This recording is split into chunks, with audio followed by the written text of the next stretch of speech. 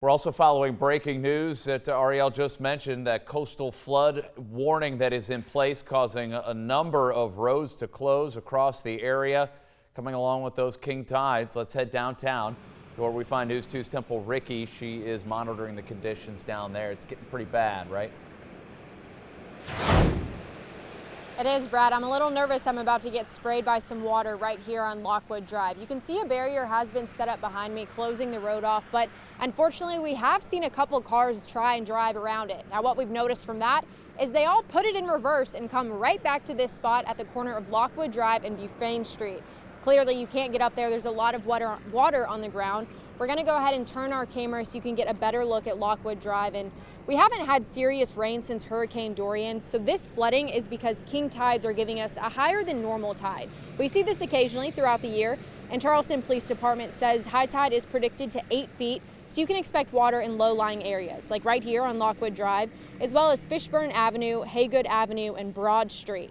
As always, motorists are asked to use caution when driving through these floodwaters. We're seeing a lot of cars going very slowly, which is always recommended. So we'll keep you updated on the conditions out here as we learn more. Reporting on Lockwood Drive, Temple Ricky, count on 2. Let's head downtown where we saw News 2's Temple Ricky earlier, and we saw that shot. Temple, that water still high, but we were just talking about how you sent out that video. People are trying to go around some of these barriers. Well, Brad, I'm going to go ahead and show you what's happening right now. You won't believe it. If we take a look this way, we have a couple cars going around the barriers. A semi-truck just drove right on through. But what we've been noticing is when cars go that way, they're coming back the same way. So the waters must be a little deeper off camera that we can't see, because we're seeing a lot of vehicles trying to attempt to go around these barriers, but they're unfortunately not making it too far.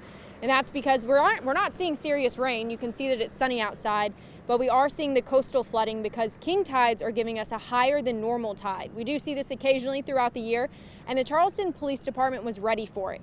They said that high tide is predicted up to 8 feet and that you can expect to see water in low-lying areas. These are in areas like Lockwood Drive, what you're looking at now, Broad Street, Fishburne Avenue, and more. They are tweeting out some closures. I'll name a few for you, but you can go to our website to look at the rest. That's counton2.com.